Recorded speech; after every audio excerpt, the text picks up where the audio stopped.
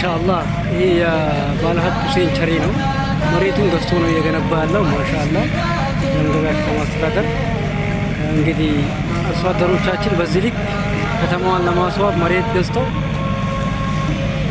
ያው ፎቅ እየገነቡ ነው ያለው። ማሻአላህ በኢንጂነር በድሩ ሸረፋ እየተሰራ ያለ ፎቅ ነው። ማሻአላህ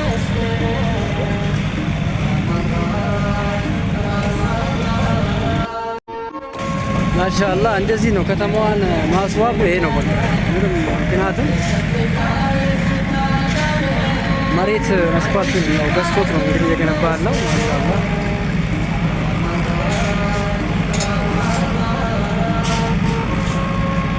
መሬት ከመንግስት የወሰደ ሰዎችም በዚህ ልክ ማፍጠን መቻል አለባቸው።